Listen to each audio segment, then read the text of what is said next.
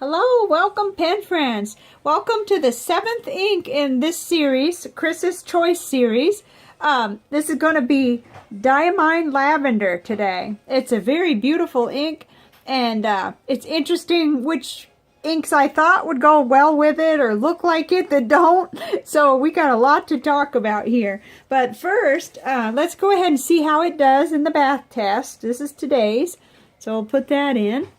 And then wanted to just show you real quick Monteverde Rose Noir from yesterday, or from the last video in this series. It pretty much wiped it out, but not quite. You can still read it. I can, and I think you can mostly read it. I did label it because it is a little faint there, but that's how it came out of the bath test. So we'll see how this one does.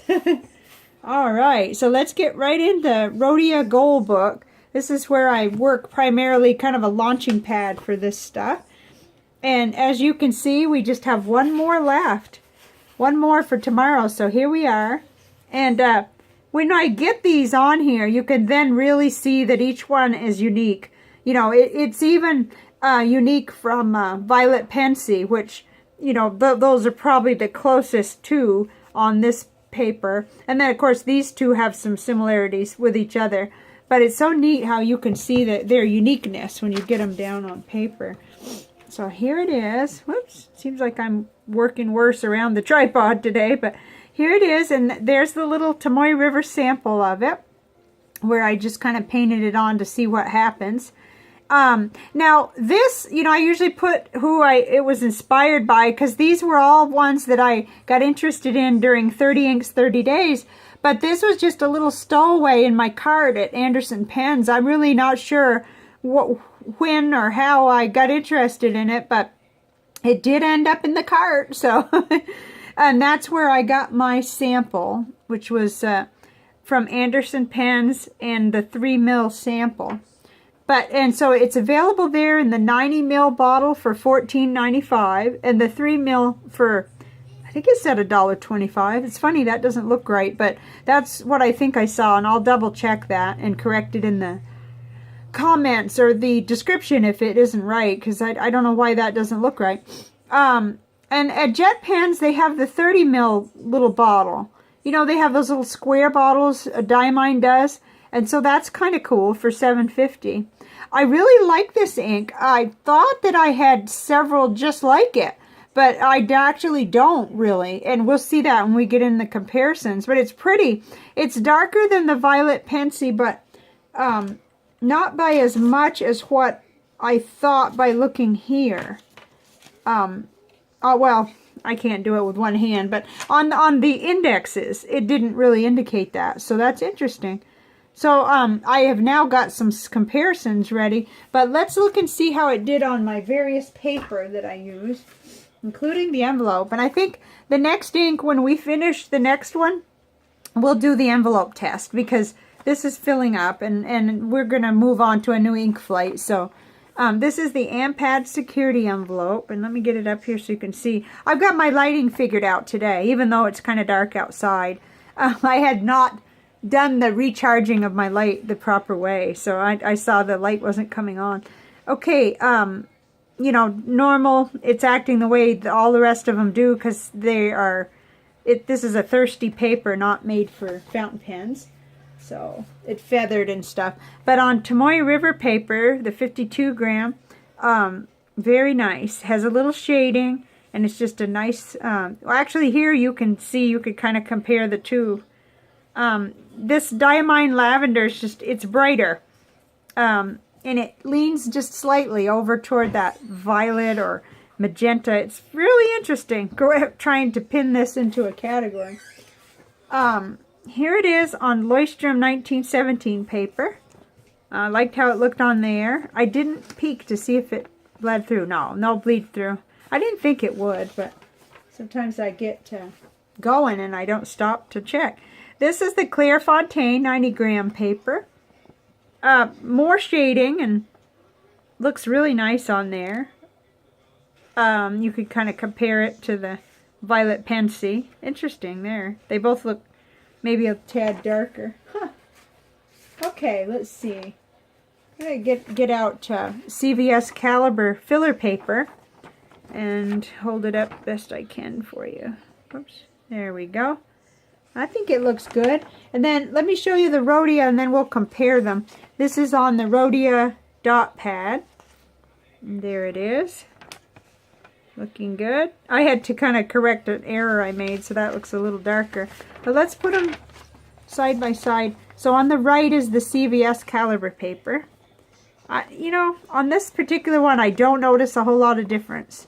There is, but not enough to really bother me at all. I don't really notice that it's that much lighter, so.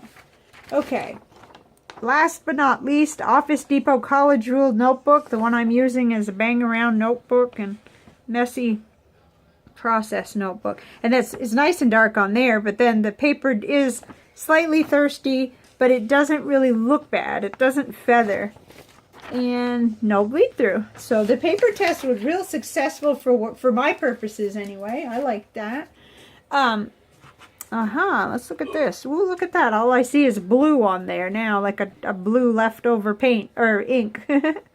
But I think we're going to probably be able to read it, but we'll let it continue to work its magic there. Now, this was really interesting. Got out the other colors, and it's hard to find anything that looks just like it. That was my conclusion. And then when I got all done and ready to turn on my camera, I realized that Monteverde Purple Rain gives it a run for its money. So I'm going to have to show you, compare it on another panel in a minute. But I was trying to get some on here that would kind of give us a comparison. And I wanted to leave 3 because I believe tomorrow I'm going to have so little to compare with the one for tomorrow, the Blackstone Barrister Violet, that I may put it on here. I haven't decided yet. But at first I thought this was going to be the closest, but it was so far away it was kind of silly. And then here with Lamy Violet, you know, definitely when you get the water on there, I see the comparison is very interesting. But you still see, or at least I do, quite a ways difference in the shades. Quite a bit of difference. So, I wish I had put Monteverde Purple Rain here or here. But that's what happens sometimes. My memory will be jogged at the last minute. And I'm eager to get to the ink flight. I just might as well be honest. So, I've got just the one more. And then we can start on the new ink flight. So I'm probably just like, you know, a horse trying to get out of the gate. But let's go ahead and I'm going to keep the one for today in my right hand here, Diamine Lavender. And I'm going to hold it up beside, okay, so right to the left of it is Monteverde Purple Rain. And it's not exactly the same, surely. But I do see that would have been right at home there and probably would have been better to put to the right of it with... the ink we did yesterday was, or not yesterday, one of the other inks was J. Arbonne Violet Pensy, and that is there on the right of the Diamine Lavender. And it just, you know, Monteverde Purple Rain might have been a better choice, that's all, but that's okay. We've got it here to look at anyway, so, and then I also got to looking kind of at Diatramentis Violet, which is not the same at all, but pretty. And something to really look at there. Sitz Krusnock Dark Orchid leans right over into what I would call like magenta almost. I mean, it does something different. And so I see them together, and I see much more similarities between Purple Rain, which is one of my very favorite inks that I have a bottle of. And overall a favorite ink, but I liked how it looked here. Let's see. Yeah, something's different about the way I've got this rig today. But so I'm not getting it quite where I want it, but I liked it. I like how it gives all this nice shading on the edges, and it moves around superiorly nice with water. So there's that. So yeah, it was very interesting, and I really kind of wanted to do a separate panel, but once I got started, I realized I didn't have very many inks that look like it. So, oh well, that's okay. lots more going on there when we move to the next ink. So here's what happened when I put down water first. I put down the water first with a heavy paintbrush, and then I put the drop of ink, and you know, it moved a lot on this side. I think I had quite a bit more water though, maybe too much. So I just kind of tilted and saw what happened, and I think you can probably see how much pink comes out. Pink, and you get your lavender, and you get purple. You get all kinds of color there. And at one point I was seeing blue, but now it's sort of dried differently, so I'm not seeing that as much. Maybe just around the edges here and there, but it's hard to see. So over here on the right, I put less water just to see how it would do. And I did kind of like how it did all these little explosions here. I mean, that's pretty. You get a little more purple, and then you get lots of pink and lavender in there. It's not as dramatic as some of the other inks that we've looked at, you know, how they react. But it was fun anyway to do it. And this was the back of where I did Violet Pensy. And it's too bad they weren't side by side. It would be nice to be able to see it. But here's the Violet Pensy, and then, see, it's so different. It's way different. This is much brighter, more purple. Well, I say more purple, but it's just got kind of a different shade to it. Just kind of veers over into the, I need a big color wheel is what I need, or some kind of a graduated kind of a color labeled wheel of some kind. I don't even know what I need, but I'm thinking about that. So this was just real pretty. I have to say, I like of these two, I like this one better for how it was a dramatic release of the ink all over the place. It just ran around like like ants on a page with this other one, with the J.R. Bond. So, but this is a really nice one, and I intend to write some letters with it this afternoon before I clean the pen out for the next color. So, the next one, which will be the very last one, ta-da! We're going to fill this out. We're going to have successfully done the 8-part series there of the inks that were inspired by 30 Inks 30 Days. We'll do that, I say tomorrow, hopefully, if nothing goes wrong, with Blackstone Barrister Violet. Now, I will say that I'm wondering now what's going to happen, because it looked a little different when I laid it down on watercolor paper. This is it right here.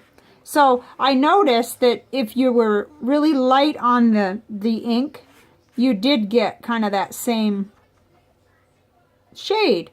But I don't know. I'm thinking maybe I just did 2 little layers with a paintbrush there, and wow, it got darker. So I can't wait to see that in a nib. And I don't know, I was just scribbling around on an extra piece here that wasn't very good, trying to figure out what went with what and where we were at and that kind of thing. So, oh my goodness. So, join me next time for this ink, and let me know what you think about Diamine Lavender. I think it's got a lot to offer because it falls somewhere. It's light but not too light, and it's purple, but it's still interesting to look at. If we go back into here, yeah, it's still very interesting to look at in a nib, and you're not going to get that confused with black. And yet it just seems too bad those weren't on the same page. They have a likeness, the Violet Pensy, with the Diamine Lavender, but this just seems to be more traditional purple to me, and I like them both. So let me know what you think, and thank you for being here. Bye for now.